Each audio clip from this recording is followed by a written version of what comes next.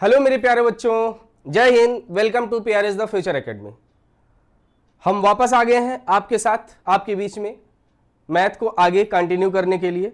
ठीक है, आप लोगों का सपोर्ट मिल रहा है, बहुत सारे बच्चे लेक्चर को देख रहे हैं, कमेंट भी कर रहे हैं। ठीक है, तो अभी तक हम लोगों ने अपने जो मैथ की श्रृंखला चल रही है उसमें 4 लेक्चर हम लोगों ने कंप्लीट कर लिया है। आज हमारा लेक्चर 5वां होगा जो वास्तविक संख्या से संबंधित रहेगा। तो मैंने आप लोगों से पिछली क्लास में कहते आया हूं कि आप लोग जो क्वेश्चन दिया जाए उसको आप लोग कमेंट किया करिए, जो भी आंसर वगैरह रहे। बहुत सारे बच्चे कमेंट कर रहे हैं, बट फिर भी मैं कहूँगा जो बच्चे नहीं कमेंट कर रहे हैं वो लोग भी कमेंट करें, थोड़ा सा एक्टिव रहा करिए। मैं अगर आप लोगों के लिए सब कर रहा हूँ तो आपकी भी थोड़ी सी जिम्मेदारी है सपोर्ट करने के लिए। ठीक है, तो जो बच्चे रेगुलर कमेंट करते हुए आ रहे हैं उन बच्चों का मैंने आज यहाँ पे नाम लिखा हुआ है, तो मैं उन बच्चों का नाम आपके सामने लेना चाहता हूँ। तो जैसे सानिया चौरसिया हैं, उनका रेगुलर कमेंट आता है। मानसी जायसवाल हैं, अजय कुमार हैं, रवि कुमार, वैष्णवी, प्रियतेश, निखिल कुमार और आरती, ये बच्चे भी रेगुलर कमेंट करते हुए आए हैं। ठीक है, तो आपसे भी मेरा यही रिक्वेस्ट है कि आप लोग भी कमेंट किया करें। कमेंट का मतलब आप कुछ मोटिवेट करने के लिए आप बता सकते हैं कि आपको क्लास पसंद आ रही है, नहीं पसंद आ रही है, अच्छा पढ़ाया जा रहा है, नहीं पढ़ाया जा रहा है। हर चीज आप बोलने के लिए आप पॉजिटिव बोल सकते, आपको जो लगता है रियल वही बोलिए। समझ पा रहे हैं कि नहीं समझ पा रहे हैं? चलिए, तो हम लोग आज की क्लास को स्टार्ट करते हैं। हम लोग बात करेंगे जितने क्वेश्चन हम लोगों ने किए थे उसके आगे बात करेंगे। ठीक है, तो ये क्वेश्चन आई थिंक यहां से हम लोग को क्वेश्चन को सॉल्व करना था। तो देखिए आपके सामने क्वेश्चन दिया गया है।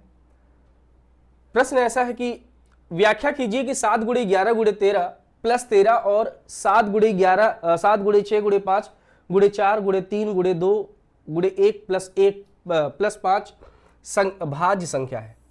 आपको हमें क्वेश्चन हमसे ये पूछ रहा है कि हमको बताना है, चेक करना है, जांच करना है और बताइए कि ये भाज्य संख्या है तो क्यों है, रीजन बताना है।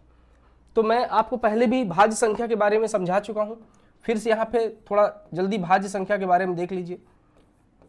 भाज्य संख्या होती है बच्चा कंपोजिट नंबर, कंपोजिट नंबर। ठीक है, भाज्य संख्या वो होती हैं जिनके 2 से ज्यादा गुणनखंड होते हैं। भाज्य संख्या क्या होती हैं? ऐसी संख्याएं जो 2 से ज्यादा संख्याओं से विभाजित हो जाती हैं। जैसे हम बात करते हैं कि ये 10, क्या ये 10 भाज्य संख्या है? तो आप चेक करो क्या यह किससे किससे डिवाइड होता है।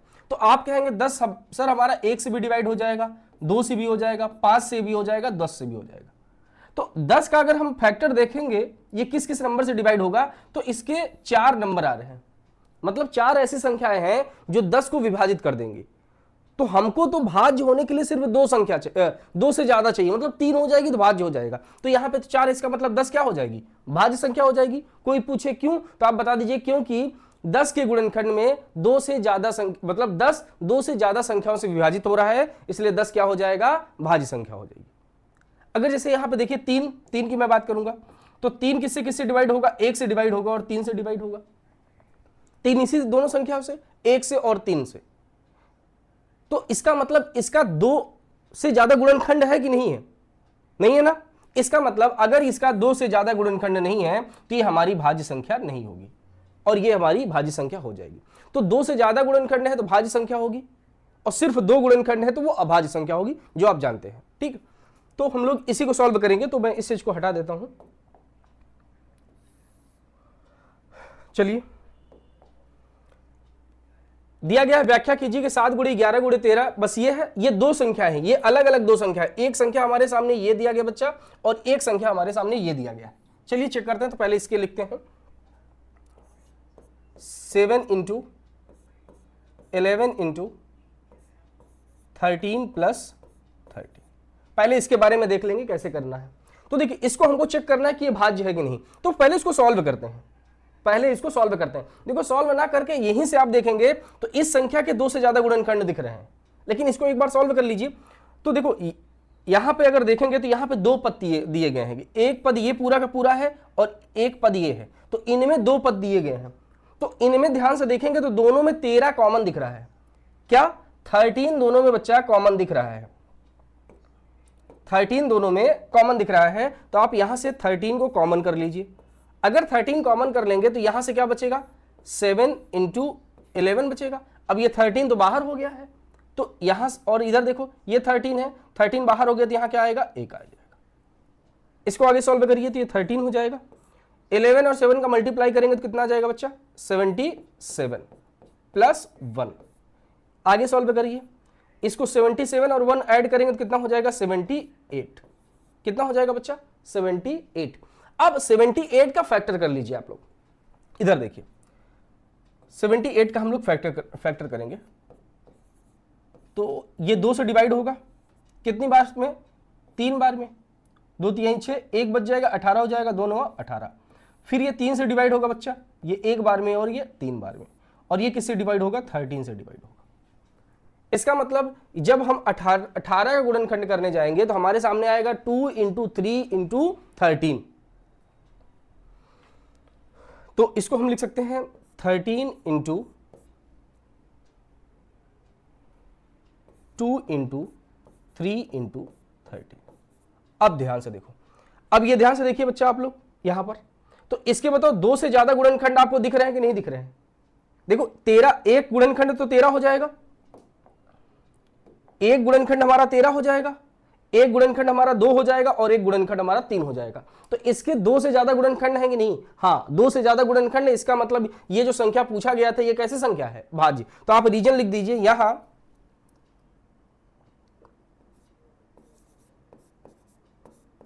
इस संख्या के 2 से ज्यादा गुणनखंड हैं, 2 से ज्यादा गुणनखंड हैं, अतः यह संख्या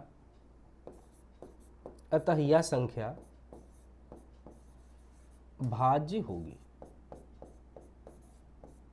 ठीक है बच्चा, समझ में आ गया। चलिए अब हम दूसरे संख्या के बारे में देखेंगे जो दूसरा हमारे सामने दिया गया है।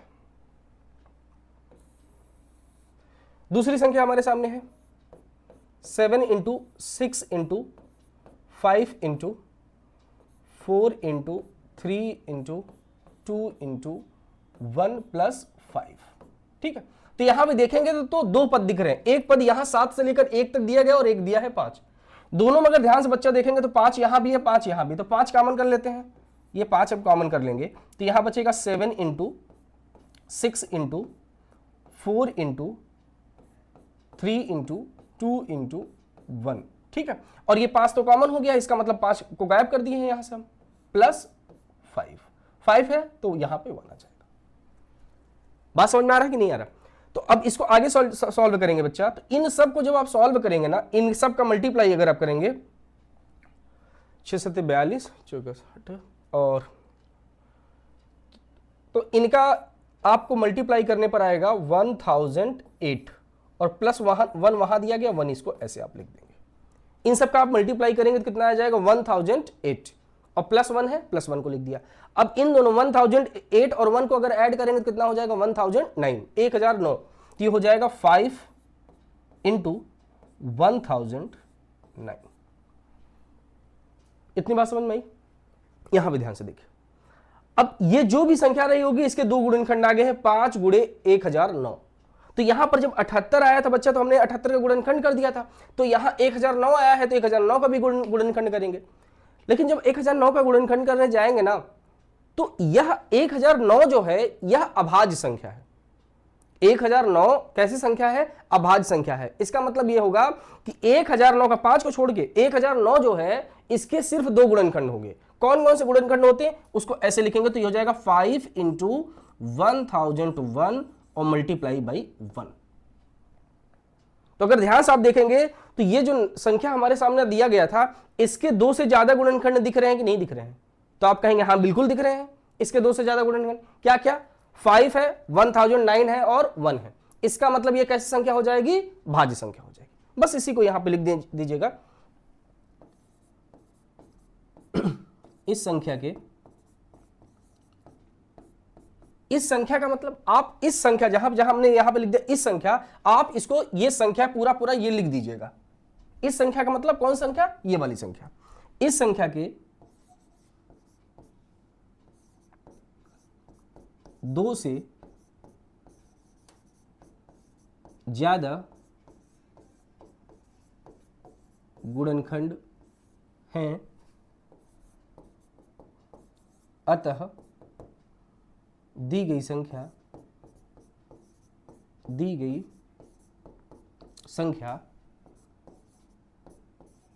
भाज्य होगी।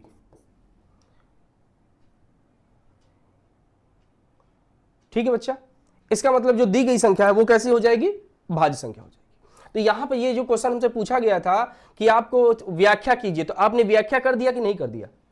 तो अगर एग्जाम में ये क्वेश्चन आता है तो बच्चा सेम टू सेम आपको ऐसे ही क्वेश्चन करने हैं। अगर ये क्वेश्चन एग्जाम में आ जाता है तो पूरा ऐसे आपको लिखेंगे, एक भी मार्क आपका कटेगा नहीं। ठीक है, तो इसको कॉपी करिए, मतलब स्क्रीनशॉट ले लीजिए, फिर हम लोग आगे बात करते हैं।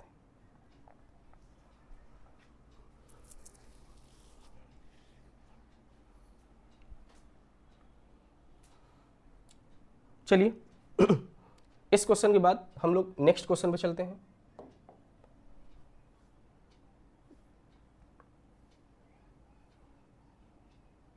ये आपके सामने क्वेश्चन दिया गया है। क्या क्वेश्चन दिया गया है? किसी खेल के मैदान के चारों ओर एक वृत्ताकार पथ है। मतलब कोई खेल का मैदान है, जैसे ग्राउंड वगैरह पे आप जाते होंगे गेम वगैरह खेलने, तो देखते हैं तो ग्राउंड जो होता है लगभग जब उसमें रनिंग आप करते हैं, एक किनारे से लेकर ऐसे ऐसे घूमते ऐसे घूमते जाते हैं, तो एक सर्कल जैसा बनता है कि नहीं बनता है? बनता है। जब रनिंग करते हैं आप लोग ग्राउंड वगैरह पे तो ऐसे ऐसे गोल गोल घूमते हैं कि नहीं घूमते हैं? तो वही बोला है वृत्ताकार पथ। वृत्ताकार पथ मतलब ये वाला, ऐसा देखिए, ये तो ये जो पथ बना है यही वृत्ताकार पथ होता है। जो मैदान होता है, मैदान तो बच्चा देखो ऐसा मैदान होता है, लेकिन आप जब रनिंग करते हैं तो एक हिस्से से ऐसे दौड़ते और ऐसे ऐसे जाते हैं और ऐसे कंप्लीट करते हैं, तो ये वृत्ताकार पथ बनता है कि नहीं बनता है? तो यही वृत्ताकार पथ के बारे में बात किया जा रहा है। इस मैदान का एक चक्कर लगाने में सोनिया को 18 मिनट लगते हैं। देखो यहां पे दो बच्चों के बात किया जाएगा। एक बच्चा कौन सा है? बच्चा सोनिया है। कोई बच्ची है जो इस, मान लेते हैं कि अगर इस जगह से वो दौड़ना स्टार्ट करती है, मान लीजिए ये कोई पॉइंट ए है, ए पॉइंट से ये दौड़ना स्टार्ट करती है, यहां से दौड़ना स्टार्ट की, दौड़ते हुए गई, दौड़ते दौड़ते दौड़ते दौड़ते यहां पर पूरा एक चक्कर उसने कितने मिनट में कंप्लीट किया है? 18 मिनट में। एक चक्कर कितने मिनट में कंप्लीट किया है? 18 मिनट में। ओके, फिर उसके बाद जबकि इसी मैदान का, यही मैदान है, इसी मैदान का एक चक्कर लगाने में रवि को कितने मिनट लगते हैं? रवि को 12 मिनट लगते हैं। एक चक्कर सोनिया ने ए पॉइंट से स्टार्ट की, पूरा दौड़ते हुए गई, यहां तक पहुंची, कितना मिनट लगा? 18 मिनट लगा। उसी जगह पे रवि एक दूसरा बच्चा है जो ए पॉइंट से दौड़ना स्टार्ट करता है, फिर यहां पहुंचता है, लेकिन उसको टाइम कितना लगता है? 12 मिनट। मतलब एक को 18 मिनट लग रहा है और एक को 12 मिनट लग रहा है। कैसा पथ है? पथ हमारा वृत्ताकार है, मिनट लगते हैं। तो मान लीजिए कि दोनों एक ही स्थान और एक ही समय, ये बड़ा इंपॉर्टेंट है, एक ही स्थान, देखो यहां से एक ही स्थान और एक ही समय पर चलना प्रारंभ करते हैं और दिशाएं भी इनकी क्या है? सेम है। तो पुनः वह प्रारंभिक स्थान पर, प्रारंभिक स्थान, ये स्थान है, ठीक है, इसको सही कर लीजिएगा, ये स्थान पर कब मिलेंगे? कभी भी ऐसा क्वेश्चन हो कि एक पॉइंट से दौड़ना स्टार्ट करते हैं, पुनः जाकर उसी पॉइंट पे दोबारा मिलते हैं, तो समय कितना लगेगा? समय कितना लगेगा? तो जब ऐसी कंडीशन पूछा जाए ना तो तुरंत आप लोग एलसीएम निकाल दीजिएगा।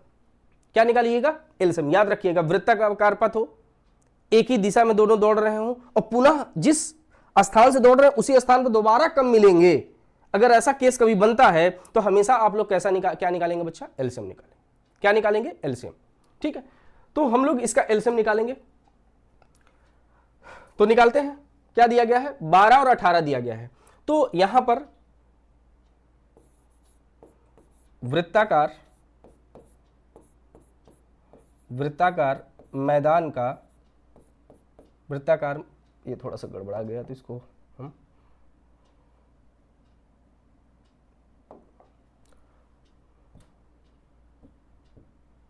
वृत्ताकार मैदान का एक चक्कर पूरा करने में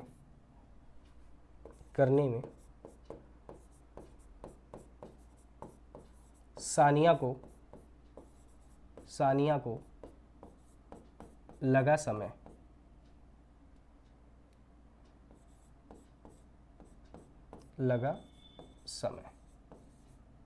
समय सानिया को कितना लग रहा है बच्चा? 18 मिनट। 18 मिनट। उसी जगह पे दूसरा बच्चा कौन सा है? रवि है। रवि को, ये फर्स्ट पॉइंट है हमारा, ये दूसरा है। रवि को एक चक्कर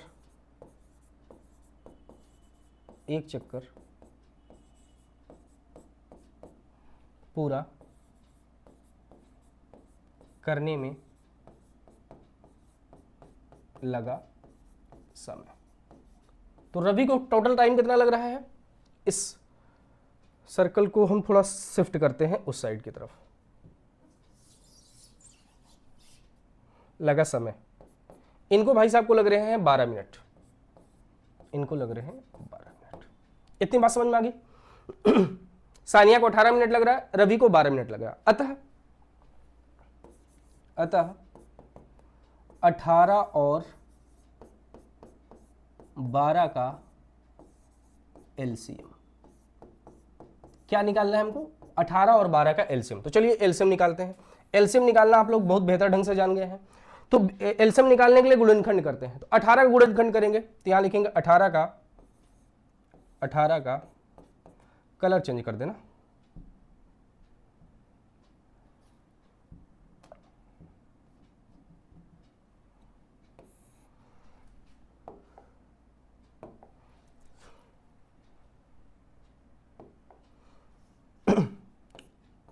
अठारह का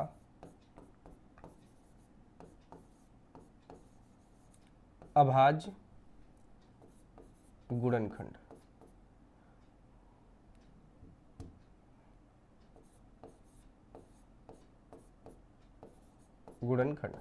तो जब 18 का गुणनखंड करेंगे तो देखिए 18 गुणनखंड में क्या आ जाएगा? 18 को ऐसे डिवाइड करेंगे, 2 से कटेगा बच्चा 9 बार में, फिर ये 3 से कटेगा, फिर 3 से। इसको लिख सकते हैं 2 × 3 × 3।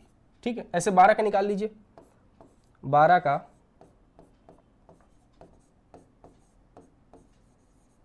अभाज्य गुणनखंड बराबर, तो 12 को क्या लिख सकते हैं? 2 × 2 × 3, 2 दूनी 4 3 12। अगर इनको घात के रूप में लिखेंगे तो आप देखिए, इनको घात के रूप में लिखेंगे तो ये 2 तो 1 बार है और 3 कितनी बार है? 3 आप कहेंगे 2 बार। कट जा रहा है ना? ठीक है, तो इसको इधर ना लिखेंगे हम लोग।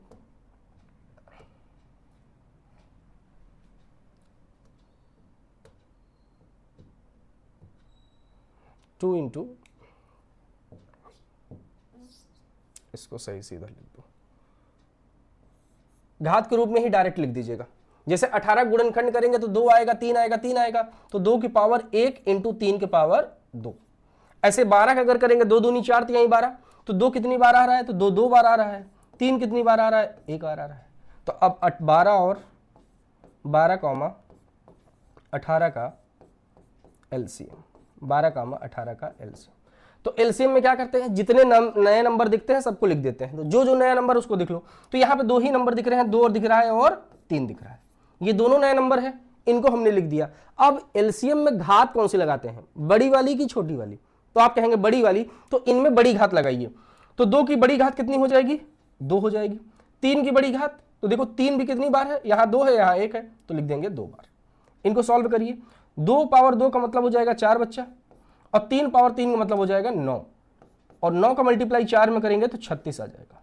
इसका क्या मतलब होगा? ये जो वृत्ताकार पथ था, ये जो वृत्ताकार पथ है, ये ए पॉइंट हमने माना था। इस ए पॉइंट से सानिया और रवि दौड़ना स्टार्ट करते हैं, तो दोबारा कब मिलेंगे? 36 मिनट बाद वो दोबारा मिलेंगे। अगर वो लोग ऐसे दौड़ते जाएंगे तो 36 मिनट बाद वो लोग दोबारा जाकर उस पोजीशन पर मिलेंगे। बताइए, ये बात समझ में आई आप लोगों को?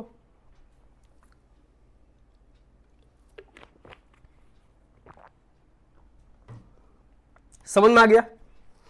तो आप लोग ये किया करिए, जैसे इससे पहले मैंने क्वेश्चन नंबर 6 बताया, अब 6 समझ आ गया तो उसमें आप लिख दिया करिए कमेंट में 6 क्वेश्चन मतलब यस समझ में आ गया। 7th क्वेश्चन है, 7 भी आ गया तो वहां भी लिख दिया 7th क्वेश्चन यस समझ में आ गया। इससे पता चल जाएगा हाँ आपको 6 क्वेश्चन भी समझ में आ गया है, 7 क्वेश्चन भी आपको समझ में आ गया है। कोई दिक्कत? ठीक है, तो ये चीजें हैं। सोनिया 18 मिनट बाद। तो ध्यान से देखिए, जैसे ये दौड़ रहे हैं वृत्ताकार पथ में, तो आप लोग भी दौड़ते हैं कि नहीं?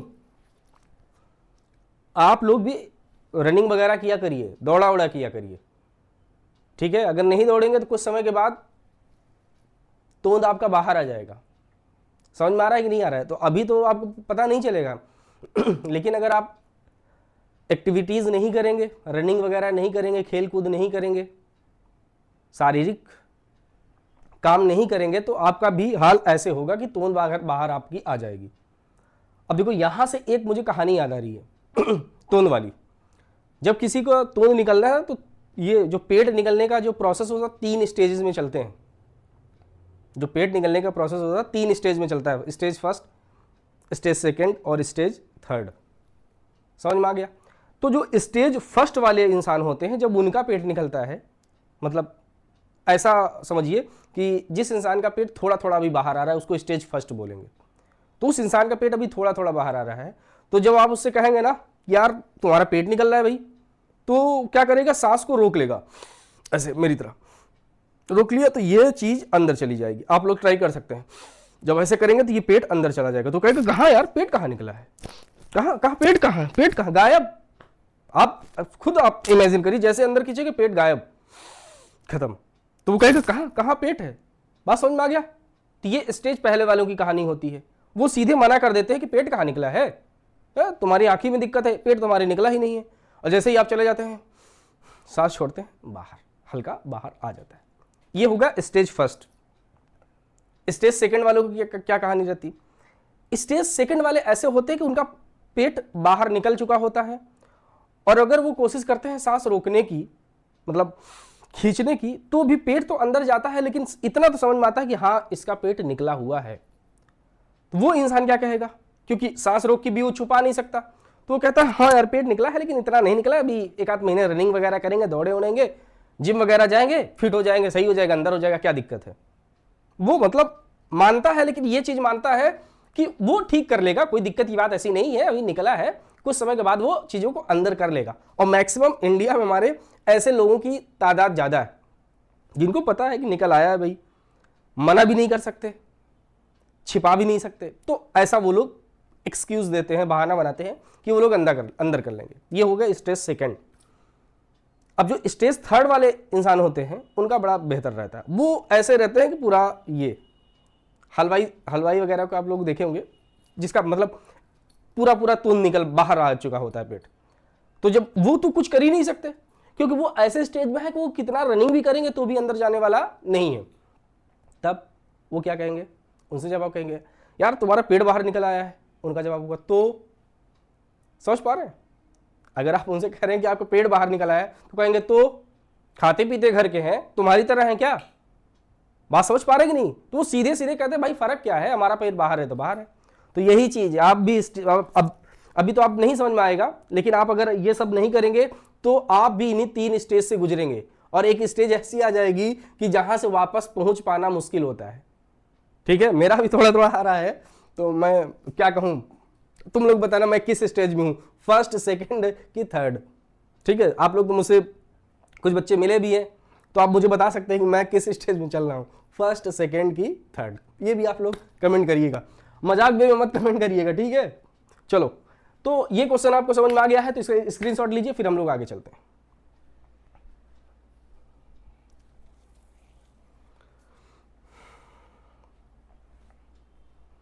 चलिए बच्चा, अब हम लोग आगे क्वेश्चन चलेंगे।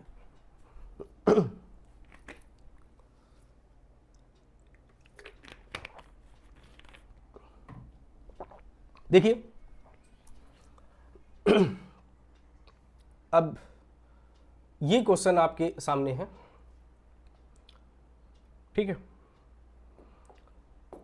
ये जो एक्सरसाइज दिया गया बच्चा, ये प्रश्नावली जो 2 लिखा है, ये प्रश्नावली 2 नहीं है, ये प्रश्नावली न्यू बुक में 1.2 है, तो इसको आप लोग करेक्ट कर लीजिएगा, प्रश्नावली 1.2 है। तो मैं आप लोगों को कुछ बताता हूं पहले, क्योंकि इसको समझने के लिए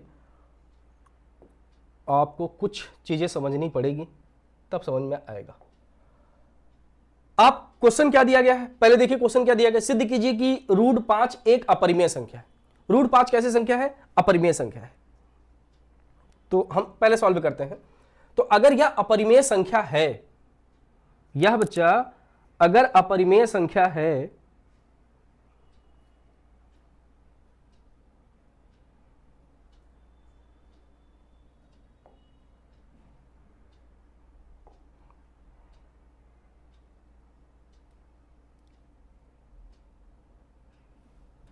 देखो पहले कुछ बेसिक चीजें हैं, उसको हम लोग समझ लेते हैं, फिर आगे बात करेंगे। इस क्वेश्चन में हमसे क्वेश्चन ये बोला गया है कि सिद्ध कीजिए कि √5 कैसी संख्या है? अपरिमेय संख्या। हमको ये सिद्ध करना है कि √5 हमारी अपरिमेय संख्या है। तो आप समझिएगा इस टाइप के क्वेश्चन का 2-3 तरीके होते हैं पूछने का। पहला तरीका यह होता है कि सिर्फ एक नंबर देगा, सिद्ध कीजिए कि √5 अपरिमेय है, सिद्ध कीजिए कि √3 अपरिमेय है, सिद्ध कीजिए कि √2 अपरिमेय है, सिद्ध कीजिए कि √7 अपरिमेय है। ये एक तरीका हो गया सिंपल, मतलब ये पहला तरीका हो गया कि जिसमें आपको सिंगल डिजिट में, कोई सिंगल डिजिट का मतलब है कि एक नंबर होगा, 7 हो गया, 11 हो सकता है, ऐसा सिंपल से रहेगा। दूसरा जो ये फर्स्ट टाइप हो गया, सेकेंड टाइप देखेंगे बच्चा तो ऐसा आपको मिलेगा, सिद्ध कीजिए कि 2 + √3 अपरिमेय संख्या है, ऐसा मिलेगा। सिद्ध कीजिए कि 2 + √3 अपरिमेय संख्या है। या इसी में आ सकता है कि आप सिद्ध कीजिए कि √2 + 1 अपरिमेय संख्या है, ऐसा क्वेश्चन भी आपके सामने आ सकता है। तीसरा तरीका क्वेश्चन पूछने का इसमें ऐसे आएगा कि दोनों नंबर रूट में हो जाएगा, सिद्ध कीजिए कि √2 + √3 अपरिमेय संख्या। यहां पर देखिए एक नंबर था उसमें रूट लगा था, यहां पर क्या रहेगा, 2-3 नंबर रहेंगे आपस में प्लस मल्टीप्लाई में, एक में रूट लगा रहेगा। ऐसा कभी कभी रहेगा कि जहां पे 2 नंबर रहेंगे दोनों में रूट लगा रहेगा। तो हम बारी बारी से तीनों टाइप के क्वेश्चन को लाएंगे आपके सामने और उसके बारे में बात करेंगे। अभी जो हम बात करने जा रहे हैं, अभी हम पहले टाइप्स में रहेंगे कि एक नंबर रहेगा उसको सिद्ध करना रहेगा, तो कैसे हम लोग सिद्ध करेंगे। ठीक है, अब इसको सिद्ध करने में कुछ कुछ बेसिक बातें हमारे दिमाग हमारे सामने आएंगी, तो उनको हम लोग समझ लेते हैं। देखो पहला चीज, इसमें हम लोग जो बात करेंगे वो बात करेंगे सह अभाज्य संख्या की। सह अभाज्य संख्या, इसकी डिफिनेशन से यहां से क्वेश्चन डायरेक्ट पूछे गए हैं बच्चा। इंग्लिश में क्या बोलेंगे, को प्राइम नंबर। को प्राइम नंबर क्या होती है? ऐसी संख्याएं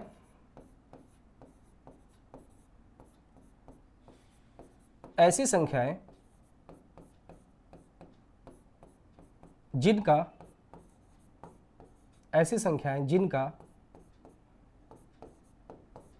HCF 1 होता है, ऐसी संख्याएं जिनका HCF 1 होता है, उन्हें हम सह अभाज्य संख्या बोलेंगे। सह अभाज्य संख्या कहते हैं।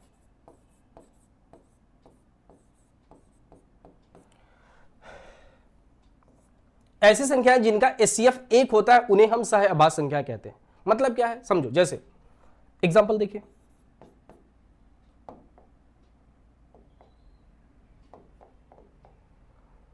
एग्जाम्पल में हम जाएंगे तो देखिए, जैसे हमने यहां पे लिया है 5 और 7, हम यहां पे लिए हैं 2,3। ये दो संख्याओं के बारे में बात करते हैं। क्या ये दोनों सह अभाज्य संख्या है? देखो सह अभाज्य संख्या में 2 संख्याएं आएंगी। सह अभाज्य संख्या में क्या आएंगी? 2 संख्याएं आएंगी। ये हमेशा जोड़े में चलेंगी, युग्म में चलेंगी। वो दोनों संख्या अगर आपको चेक करना है कि भाई साहब यह सह अभाज्य संख्या है, तो बस इतना चेक कर लो उसका HCF 1 है कि नहीं। एक HCF होने का क्या मतलब होता है? एक HCF होने का मतलब होता है, ऐसे देखो, जैसे 5 है, 5 किस किस नंबर से कटेगा? तो कहेंगे आप 1 से कटेगा और 5 से कटेगा। 7 किससे कटेगा? तो आप कहेंगे सर 1 से कटेगा और 7 से कटेगा। बात समझ पा रहे हो कि नहीं समझ पा रहे हो? तो यही जो भी सह अभाज्य संख्याएं होंगी उनमें कॉमन सिर्फ 1 होगा। 1 होगा 1। जैसे 5 है, 5 का गुणनखंड में 1 और 5 आ रहा है, 7 में क्या है 1 और 7 आ रहा है, इन दोनों में कॉमन क्या है? आप कहेंगे सर कॉमन 1 है, और यही तो हमारा एचसीएफ होता है। यही तो हमारा क्या होता है? एचसीएफ होता है। जो दोनों नंबर में कॉमन होता है वही एचसीएफ होता है कि नहीं होता है? इसका मतलब 5 और 7 का एचसीएफ कितना आ जाएगा? 1। तो एक तरीका हो गया कि एचसीएफ से। दूसरा आप ऐसे भी समझ सकते हैं, कोई भी दो संख्या आपके सामने दी है, उनका आपने गुणनखंड किया, उनके गुणनखंड में सिर्फ एक कॉमन आ रहा है। समझ पा रहे हो? एक के अलावा कोई और संख्या कॉमन नहीं आ रही है। देखो 5 का जब हमने किया तो एक ही कॉमन है, देखो 5 यहां है लेकिन यहां नहीं है, 7 यहां यहां, उभयनिष्ठ कुछ नहीं है एक के अलावा। तो ऐसी दो संख्याओं को हम लोग क्या बोलेंगे बच्चा? सह अभाज्य संख्या।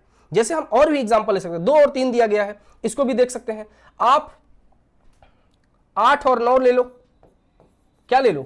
8 और 9। देखिए कैसे, 8 का जब आप गुणनखंड निकालने जाएंगे तो ये बच्चा 1 से कटेगा, 2 से कटेगा, और किससे कटेगा? 4 से कटेगा, और किससे कटेगा? 8 से कटेगा। इन्हीं से कटेगा 1 2 4 और 8। 9 का निकालने जाएंगे, 9 का निकालने जाएंगे तो ये 1 से कटेगा, 3 से कटेगा, और किससे कटेगा? 9 से कटेगा। 9 किससे किससे कटेगा? 1 3 और 9 से। 8 किससे किससे कटेगा? 1 2 4 और 8 से। तो ध्यान से देखिए, इनमें क्या कोई ऐसी संख्या है जो दोनों में कॉमन है? एक के अलावा अगर कोई कॉमन दिख गया, एक के अलावा अगर कोई कॉमन दिख गया तो ये दोनों सह अभाज्य नहीं होगी। यदि अगर कॉमन सिर्फ एक दिखता है तो उसको हम बोलेंगे कि भैया ये साहब, एक का मतलब 1, नंबर 1।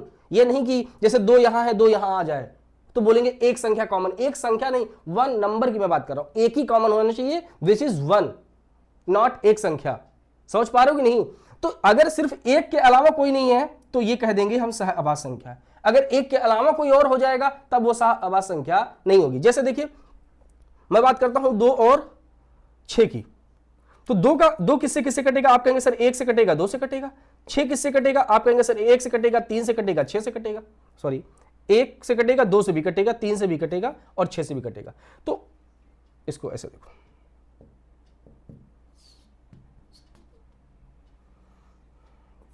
2 हो गया, 6 का देखते हैं। 6 का जब देखेंगे तो 1 से कभी कट जाएगा, 2 से भी कटेगा, 3 से भी कट जाएगा, और 6 से भी कट जाएगा। तो देखो यहां पर कॉमन क्या है? देखो 1 के अलावा 2 भी कॉमन है, 1 के अलावा 2 भी कॉमन है। इसका मतलब बच्चा ये जो 2 और 6 मैंने लिखा है ये हमारी सह अभाज्य संख्या नहीं है। सह अभाज्य संख्या होने के लिए जरूरत यह है कि दोनों में एक ही 1 ही कॉमन होना चाहिए, इसके अलावा कोई और कॉमन नहीं होना चाहिए। तो ये सारी जो संख्या मैंने लिखा है यह सह अभाज्य संख्या है। एक पॉइंट और मैं बताता हूं, लगातार क्रम से आने वाली जो संख्याएं होती हैं, कंटिन्यू लगातार, जैसे 3 4, ये सभी सह अभाज्य संख्या होंगी। समझ में आ गया? चलिए, तो ये क्वेश्चन बहुत बार एग्जाम में पूछा जा सकता है कि 4 ऑप्शन आपके सामने देगा, 4 ऑप्शन देगा और आपसे पूछेगा निम्नलिखित में से कौन सह अभाज्य संख्या है कि नहीं है। तो मैं एक क्वेश्चन आपके सामने देता हूं, इसको आप लोग कमेंट बॉक्स में करिएगा कि इनमें में से कौन सी सह अभाज्य संख्या है कि नहीं है। देखिए प्रश्न है,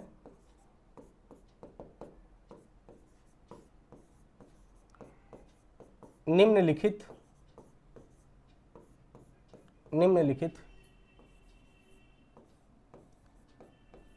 युग्मों में कौन सा युग्म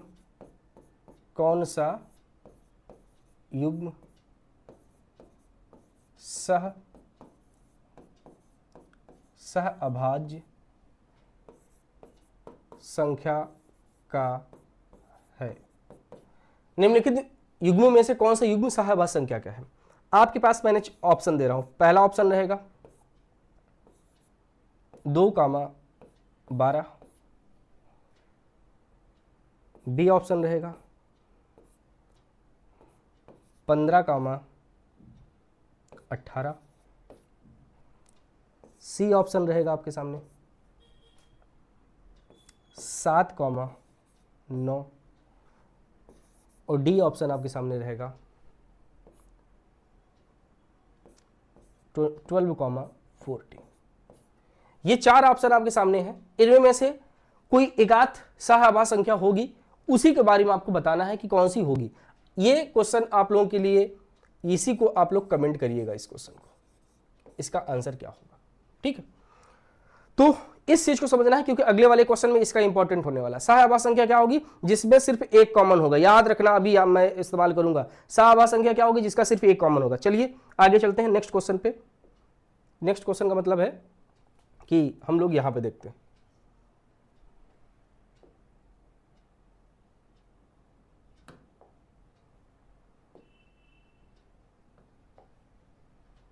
चलो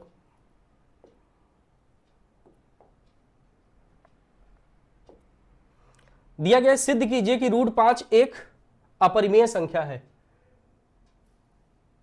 √5 कैसी संख्या है बच्चा? अपरिमेय संख्या है।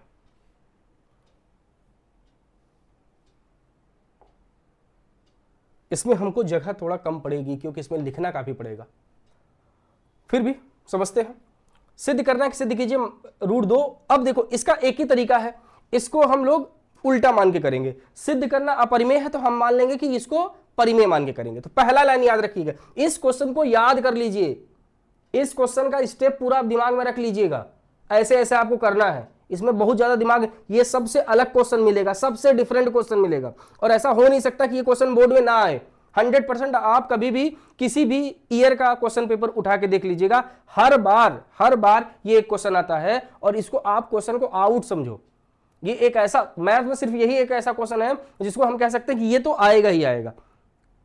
ठीक है, तो इसका जो पहला लाइन ही आपको लिखना है वो लिखना है माना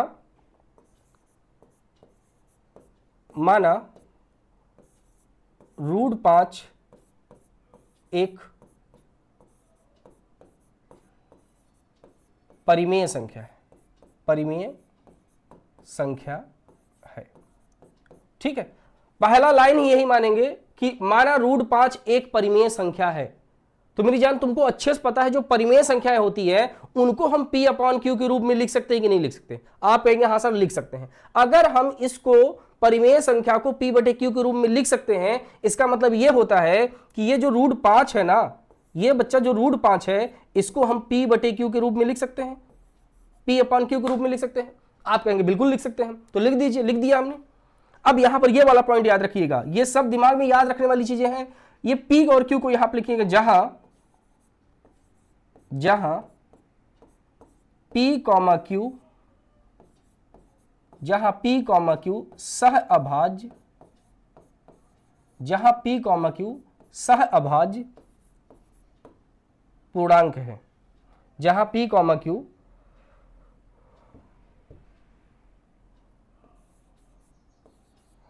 जहां P, Q सह अभाज्य पूर्णांक है,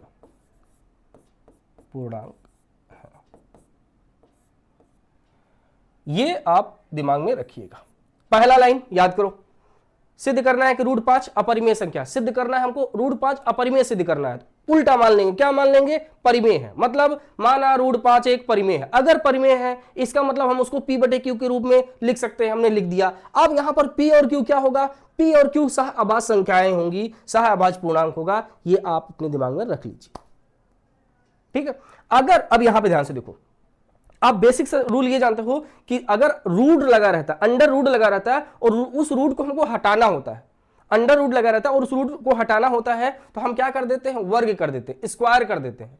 तो यहां पर ये √5 इसका वर्ग मुझे स्क्वायर, ये रूट को हटाना है, तो रूट को हटाने के लिए मैं वर्ग कर दूंगा। तो जब वर्ग करूंगा तो इसका वर्ग करूंगा, तो सिर्फ अगर मैं √5 का वर्ग करूंगा तो इसके जो बराबर P/Q है ये रोने लगेगा कि भाई इसके साथ वर्ग कर रहे हो, हमारे साथ काहे नहीं कर रहे हो? तो देखो हम नाइंसाफी नहीं करेंगे, हम दोनों के साथ कर देंगे। इसीलिए लिखेंगे दोनों पक्षों का वर्ग करने पर। तो यहां पे लिखेंगे स्क्वायरिंग बोथ साइड, दोनों पक्षों का वर्ग, दोनों पक्षों का वर्ग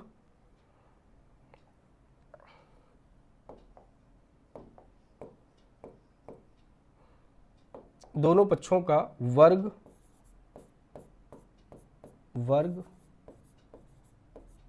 करने पर। जब दोनों पक्षों को वर्ग करेंगे बच्चा तो √5 का वर्ग कितना हो जाएगा? आप कहेंगे 5 हो जाएगा। √5 का वर्ग 5 हो जाएगा और P का वर्ग कितना हो जाएगा? P² हो जाएगा। Q का वर्ग कितना हो जाएगा? Q² हो जाएगा। दोनों पक्षों वर्ग करेंगे तो √5 का स्क्वायर 5, p का स्क्वायर p स्क्वायर, q का स्क्वायर q स्क्वायर। इतनी बात आपको समझ में आई। अब क्या करेंगे, देखो ये ऐसे लिखा है 5 बराबर p square upon q square लिखा है, ये ऐसे लिखा है। तो आप करेंगे क्या, इसके नीचे 1 है बच्चा, क्रॉस मल्टीप्लाई करेंगे तो q स्क्वायर का मल्टीप्लाई 5 में करेंगे तो 5q स्क्वायर होगा, 5 का मल्टीप्लाई q में करेंगे तो 5q स्क्वायर, और 1 का मल्टीप्लाई p में करेंगे तो कितना हो जाएगा p स्क्वायर। अब यहां पे क्या करिए, अगर मैं 5 को इधर ले जाऊं तो ये मल्टीप्लाई में उधर जाएगा तो डिवाइड में होगा, तो हम इसको लिख सकते हैं q स्क्वायर बराबर p स्क्वायर और बटे में 5। ऐसे लिख सकते हैं कि नहीं, ध्यान से देखिए। तो आप कहेंगे हाँ सर इसको हम ऐसे लिख सकते हैं, जगह नहीं इसलिए मैं यहां एक्सप्लेन नहीं कर रहा हूं, यहीं पे कर रहा हूं, यहां डायरेक्ट मैं लिख दूंगा। तो ये जो दिया गया था हमने क्रॉस मल्टीप्लाई करके यहां पर पहुंच गए, 5 का मल्टीप्लाई q स्क्वायर में करेंगे तो 5q स्क्वायर, 1 का मल्टीप्लाई p स्क्वायर में करेंगे तो p स्क्वायर। अब यहां से अगर q स्क्वायर का मान निकालेंगे तो 5 उधर जाएगा, तो ये मल्टीप्लाई में उधर जाकर डिवाइड में हो जाएगा, तो ये हो जाएगा p स्क्वायर बटे 5। तो क्या इसके बाद मैं डायरेक्ट इस चीज को लिख दूं, तो आप कहेंगे जी, तो ये हो जाएगा q स्क्वायर बराबर, ये क्या है p स्क्वायर और बटे में कितना लिख सकते हैं हम, 5 लिख सकते हैं। q स्क्वायर बराबर क्या आ जाएगा भाई साहब, p स्क्वायर बटे में 5। इतनी बात आपको समझ में आ गई कि नहीं आ गई, आप कहेंगे हाँ सर समझ में आ गई है चीजें। अब इस चीज को ध्यान से समझिएगा, ये वाला पॉइंट को, यहां दिया गया है p स्क्वायर बटे 5, क्या दिया गया है p स्क्वायर बटे 5। समझिए, एक क्लास 10th में प्रमेय दिया गया है कि किसी संख्या का वर्ग अगर किसी संख्या से डिवाइड हो जाता है तो वह संख्या भी उस संख्या से डिवाइड हो जाए। कैसे समझो, जैसे इसके कहने का मतलब यहां पर है कि ये जो p स्क्वायर है, ये यहां पे जो p स्क्वायर बटे 5 है, कह रहा है कि ये जो 5 है इसको p स्क्वायर को डिवाइड कर देगा। ये जो 5 बच्चा दिया गया है वो किसको डिवाइड कर देगा, p स्क्वायर को डिवाइड कर देगा। इसका मतलब अगर मैं p स्क्वायर को डिवाइड कर देगा तो स्क्वायर में अगर हटा दूं ना, तब भी ये 5 क्या कर देगा, p को डिवाइड कर देगा। समझिए कैसे, जैसे देखिए 10 का स्क्वायर 5 से डिवाइड है, 10 का स्क्वायर कितना होता है, आप कहेंगे सर 100 होता है। तो 100 को मैं 5 से अगर डिवाइड करूंगा तो 20 बार जाएगा कि नहीं जाएगा, 5 से अगर मैं 100 को डिवाइड करूंगा तो 20 जाएगा, और ये 100 क्या है, 10 का स्क्वायर है। 100 क्या है, 10 का स्क्वायर है। तो अगर मैं इसके स्क्वायर को हटा देता हूं, इसका मतलब सिर्फ 10 को मैं अगर 5 से डिवाइड करूं तब भी ये तो डिवाइड हो जाएगा कि नहीं हो जाएगा। जैसे 5 का स्क्वायर कितना होता है, 5 का स्क्वायर आप कहेंगे सर 25 होता है, 5 का स्क्वायर 25। तो अगर 25 5 से डिवाइड है तो 25 किसका स्क्वायर था, तो आप कहेंगे सर 5 का, तो 5 भी किससे डिवाइड हो जाएगा, 5 हो जाएगा। इसका मतलब यह है कि किसी संख्या का अगर स्क्वायर मतलब p स्क्वायर अगर 5 से विभाजित है तो p भी क्या हो जाएगा, 5 से विभाजित हो जाएगा। तो यही चीज आपको अब लिखना है, तो लिखिए यहां p स्क्वायर 5 से विभाजित है, यहां p स्क्वायर 5 से विभाजित है, अतः p भी 5 से विभाजित होगा। यहां p स्क्वायर, ये जो p स्क्वायर है 5 से विभाजित है, इसलिए जो p है अगर स्क्वायर को हटा देता हूं तो जो p है बच्चा वो भी क्या हो जाएगा, 5 से विभाजित हो जाएगा। इतनी बात आपको समझ में आ गई कि नहीं आ गई, ठीक है। अब यहां पर एक चीज और समझिए आप, देखो जैसे यहां पर दिया गया था 10 किससे डिवाइड है, आप कहेंगे सर 5 से डिवाइड है। कैसे डिवाइड होगा, तो आप कहेंगे सर 10 को हम 2 गुणे 5 हम लिख सकते हैं, हम कहेंगे हाँ बिल्कुल लिख सकते हैं। तो आप कहेंगे सर 5 से 5 कट जाएगा। इसका मतलब ये जो यहां पे जो संख्या है जो डिवाइड हो रहा है वो जिससे डिवाइड हो रहा है, पहली बात तो वो जैसे 10 है, 10 किससे डिवाइड हो रहा है, तो आप कहेंगे सर 5 से डिवाइड हो रहा है। 10 किससे डिवाइड हो रहा है, 5 से, मतलब 10 के गुणनखंड में 5 तो आएगा ही आएगा, उसके अलावा कोई और संख्या भी आ सकती है, तो यहां पर समझिए जैसे ये p है, ये p है और p बटे 5 है, तो अगर मैं 5 से p को डिवाइड करूंगा तो यहां पर ऊपर p के साथ कोई और नंबर हो सकता है कि नहीं हो सकता है, हो सकता है। लेकिन आप ये समझिए कि जब इससे मैं इसको डिवाइड करूंगा तो 5 तो जरूर होगा, तभी तो 5 से 5 कटेगा ना। बात समझ में आ रही है कि नहीं समझ में आ रही है, ठीक है। इसको थोड़ा सा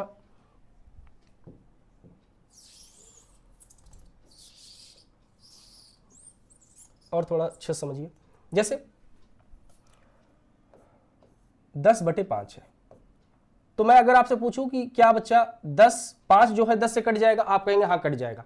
मैं कहूंगा कैसे कटेगा, तो आप कहेंगे सर 10 को हम 2 गुणे 5 लिख सकते हैं, तभी तो 5 से कटेगा। कोई संख्या किसी से तभी कटेगी जब उसके गुणनखंड में वो नंबर आता हो। जैसे 14 दिया है, क्या दिया है, 14 दिया है, 14 किससे डिवाइड होगा, आप कहेंगे 7 से डिवाइड हो जाएगा, हम कहेंगे हाँ कट जाएगा। कैसे कटेगा, क्योंकि इसके गुणनखंड में 2 गुणे 7 आता है।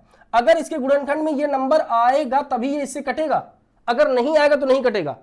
बात समझ पा रहे हो नहीं समझ पा रहे हो? तो इसका मतलब जैसे यहां पर लिखा है ये p/5, इसका मतलब अगर मैं p का गुणनखंड करता हूं ना, तो p के गुणनखंड में बच्चा 5 तो आएगा ही आएगा।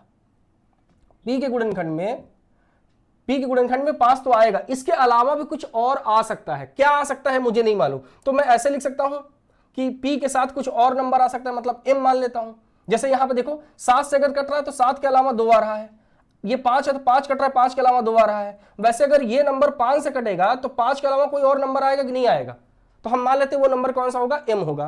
तो यहां पे यही चीज लिखना है, जहां यहां पे लिखना है p बराबर देखो ऐसे जनरली फॉर्म में लिख दो, किससे डिवाइड हुआ है, 5 से डिवाइड हुआ है। p किससे डिवाइड हुआ, 5 से डिवाइड हुआ। 5 लिख के आप ऐसे लिख दो p बराबर 5m, क्या लिख देंगे, p बराबर 5m। m क्या है, m एक पूर्णांक है। m क्या होता है बच्चा, एक पूर्णांक होता है, m हमारा एक पूर्णांक होता है। समझ में आ गया? तो ये पॉइंट याद रखना है आपको, ये वाला पॉइंट यहां पे जिससे ये डिवाइड होगा p, ये जैसे देखो ये गड़बड़ा गया काम, ठीक है, जिससे ये डिवाइड होगा, जैसे p किससे डिवाइड हो रहा है, 5, तो 5 करके m कर दो। समझ में आ गया? अगर p 3 से डिवाइड होता, किससे डिवाइड होता, 3 से, तो यहां 3m आता। p अगर 7 से डिवाइड होता तो यहां 7m होता। बात समझ पा रहे हो कि नहीं समझ पा रहे हो? चलो इसको समझ में आ गया है, फिर आगे हम लोग बात करेंगे, इसको 2 पार्ट में डिवाइड करते हैं, ठीक है। इतना होने के बाद आगे देखो p बराबर क्या हो जाएगा बच्चा, 5m। इसको मान लो इक्वेशन नंबर पहला, ये हमारा इक्वेशन नंबर पहला है। तो ये जो p का मान उठा के समीकरण नंबर 1 में रख दो, p का मान उठाकर समीकरण नंबर 1 में रख देंगे हम लोग। तो लिखते हैं p का मान समीकरण 1 में रखने पर, समीकरण 1 में रखने पर, ठीक है। अब अगर रखेंगे तो ये दिया गया है q² बराबर p² और अपॉन में क्या आ जाएगा, 5 आ जाएगा, p² अपॉन में 5। अब p की जगह पे 5m रखो, तो इसको लिखेंगे q² बराबर 5m का होल स्क्वायर, और बटे में क्या हो जाएगा बच्चा, 5 हो जाएगा, ठीक है। अब इसको आगे सॉल्व करिए तो ये हो जाएगा q² बराबर 5 का स्क्वायर कितना होता है, 25, और ये हो जाएगा m का स्क्वायर, और बटे में क्या हो जाएगा, 5 हो जाएगा। 5 से कट जाएगा 25 कितनी बार में, 5 बार में। तो q² का जो मान आ गया वो कितना आ गया है, आप कहेंगे सर 5m²। q² का मान कितना आ गया है, 5m²। अब क्या करो, इस 5 को q के नीचे लेके चले जाओ, इस 5 को q के नीचे, तो ये q² बटे 5 हो जाएगा, और ये हो जाएगा बच्चा हमारा m², ठीक है। मान रख के सॉल्व कर दिया तो आ गया q² बटे 5 बराबर m²। उस बार छोड़ दो, यहां देखो ये क्या दिया है कि q² बटे 5। कुछ आपको जाना पहचाना सा नहीं लग रहा है? कैसे जाना पहचाना सा, यहां देखो, यहां पे क्या था, p² बटे 5 था, यहां पर क्या था, q² बटे 5 है। अगर यहां पर p² बटे 5 था तो हमने लिख दिया था p² 5 से विभाजित है तो p भी 5 से विभाजित होगा। सेम यही कहानी यहां भी तो है, अगर q² 5 से विभाजित होगा इसका मतलब q भी 5 से विभाजित होगा कि नहीं होगा, होगा। इसी चीज को हम लिखेंगे। इन सबको हटा देते हैं बच्चा, क्योंकि जगह कम पड़ रही है तो हमको यहां पे इस्तेमाल करना होगा।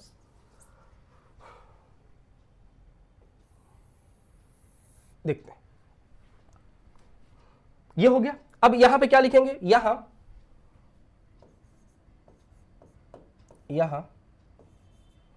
q² 5 से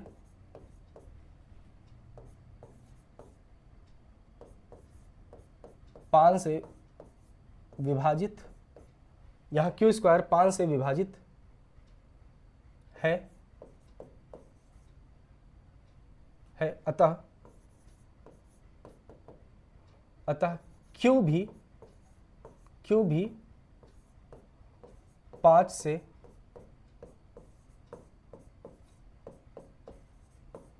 विभाजित होगा, 5 से विभाजित होगा। इतनी बात आपको समझ में आई? अब ये दोनों कंडीशन से क्या आप निष्कर्ष निकालेंगे, वहां हम लोग पहुंचते हैं। ये कलर दिखाई देगा, ध्यान से देखो। यहां पे ये जो स्थिति दिया गया है इसको हम मानेंगे स्थिति नंबर पहला, और यहां पे जो दिया गया है इसको मानेंगे स्थिति नंबर दूसरा। ये दोनों स्थितियां हमें कह क्या रही है? ये दोनों स्थितियां कह रही हैं कि बच्चा देखो,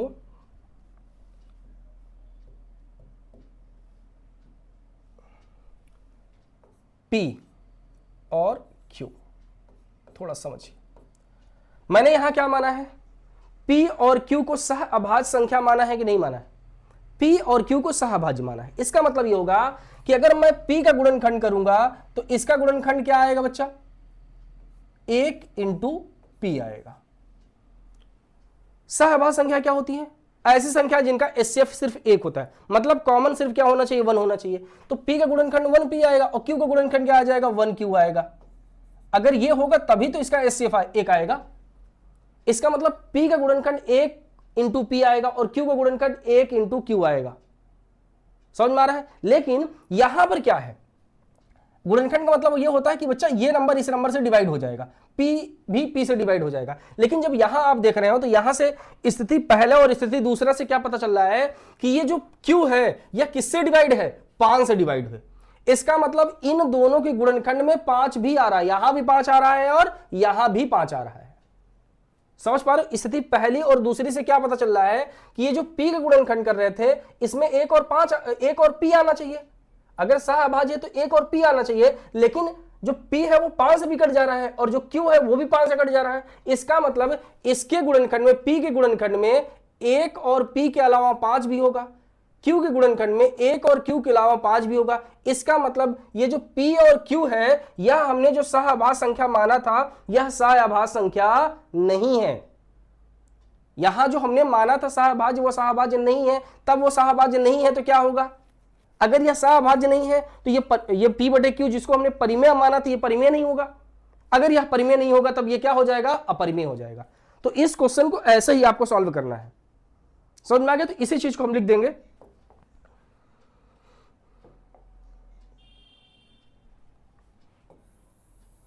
क्या लिखेंगे? ये स्थिति पहली है और ये स्थिति दूसरी है, तो यहां पे लिखेंगे स्थिति फर्स्ट व सेकंड से स्पष्ट है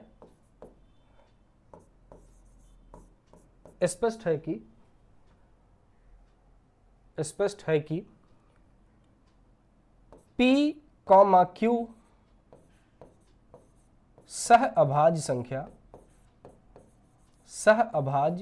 संख्या नहीं है, सह अभाज्य संख्या नहीं। अतः हमारी कल्पना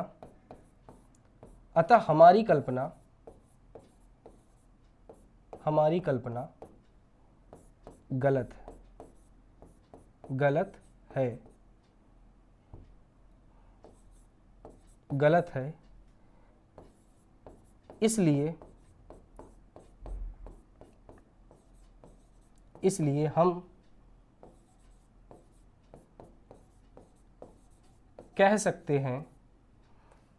इसलिए हम कह सकते हैं कि √5 एक अपरिमेय संख्या है। √5 एक अपरिमेय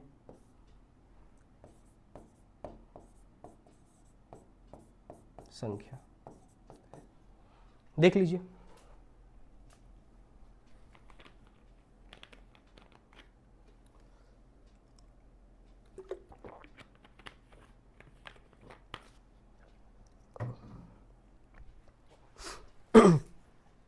समझ में आया चीजें? तो ये ध्यान से देखो, अब मैं जो समझा रहा हूं उसको समझना। इसके जगह पे √5 की जगह पे कोई और नंबर आ जाता है, मतलब √3 आ जाता है। तो जहां जहां बच्चा आपने 5 रखा है वहां पे 3 रखा जाएगा बस, और सॉल्व करने का पूरा तरीका यही रहेगा।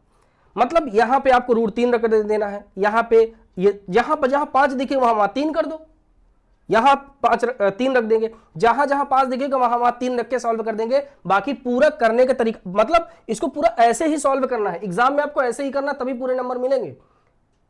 शॉर्टकट इस्तेमाल यहां पर नहीं होगा। पहला तरीका देखो, अब मैं फिर समझाता हूं इस क्वेश्चन को करने का तरीका क्या है। सबसे पहले क्या करेंगे, सिद्ध करना है √5 अपरिमेय है। चलो उल्टा मान लो, अपरिमेय सिद्ध करना है, आप मान लो परिमेय है, मतलब माना √5 परिमेय संख्या है। अगर परिमेय कोई संख्या परिमेय होती है तो उसको हम p/q के रूप में लिखते हैं, हम p/q के रूप में लिख दिया। अब p जो q है, याद रखना जो p और q है, सारी कहानी यहीं से है। p और q को आप सह अभाज्य मान लोगे। क्या मान लोगे? सह अभाज्य, क्योंकि लास्ट में आपको ये उल्टा कर देना है, लास्ट में आपको ये बता देना है कि यह सहअभाज्य नहीं होगी, और जैसे ही सहअभाज्य नहीं होगी तो ये परिमेय नहीं होगी। बात समझ पा रहे? यही चीज। तो आपने माना कि ये परिमेय संख्या है तो ये p/q के रूप में होगा।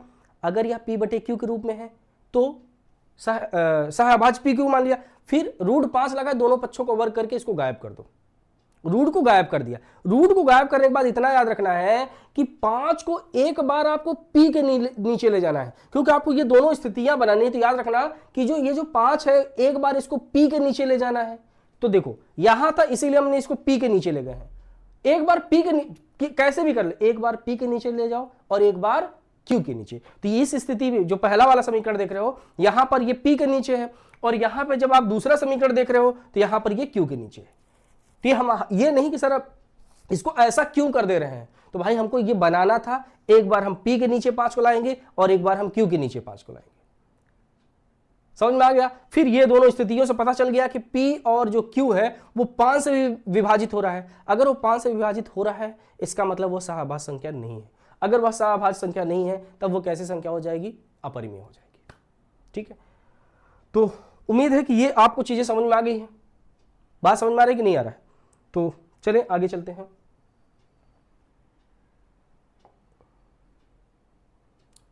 आज की क्लास यहां तक कंप्लीट हो जाती है आपकी। ठीक है, आज की जो क्लास है यहीं तक रहेगी। अब आपको कमेंट करना है, जो मैंने क्वेश्चन दिए गए हैं दिया हूं उसको आप लोग कमेंट जरूर करिएगा, और जितना हो सके अपने फ्रेंड सर्कल तक इसको वीडियो को भेजने की कोशिश करिएगा, जिससे और बच्चे भी पढ़ सकें।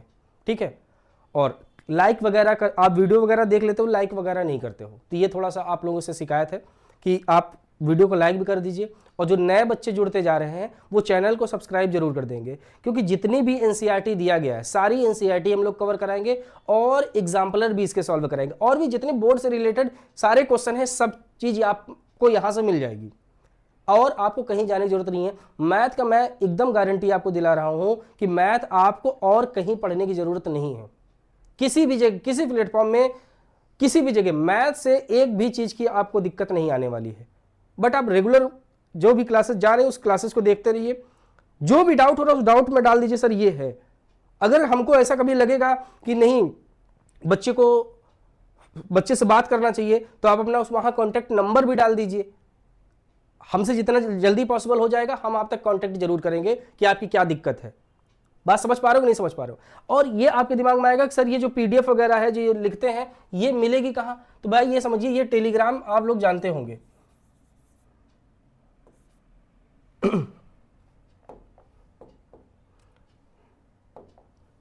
टेलीग्राम आप लोग इस्तेमाल करते हैं? नहीं करते हैं तो उसका इस्तेमाल कर दीजिए। टेलीग्राम होता है, वहां पर जाकर अपनी आईडी बना लीजिएगा, PRS द फ्यूचर एकेडमी को सर्च कर लीजिएगा, उसमें आप ज्वाइन हो जाइएगा। क्लास के जितने भी पीडीएफ होते हैं, जितने भी इंपॉर्टेंट नोट्स वगैरह होंगे, सारे के सारे आपको टेलीग्राम पे मिलेंगे। तो आप PRS द फ्यूचर एकेडमी का जो टेलीग्राम चैनल है वहां से जाके सारे बच्चे जुड़ जाओ, सारे बच्चे जुड़ जाओ, और वहां पे अपना नाम वगैरह लिख देना कि हम सर यहां से हैं, हमारा नाम ये है, ये चीजें। ठीक है, आपको सारी चीजें मिल जाएगी। ये क्लास 5वां था, ये क्लास 5वां है, और अब ये क्लास रुकने वाला है नहीं। बीच में हो सकता है एक आध दिन का कभी कदार गैप आ जाए किसी न किसी मजबूरी कारण, लेकिन वैसे आपको पूरा एग्जाम से पहले पहले सारी चीज़ें आपको कवर करा दी जाएगी, इस चीज़ की गारंटी देता हूँ मैं। समझ में आ गया? तो बच्चा आज हम लोग यहीं तक रखते हैं क्लास को, बाकी जो भी बात करेंगे नेक्स्ट क्लास में। Thank you.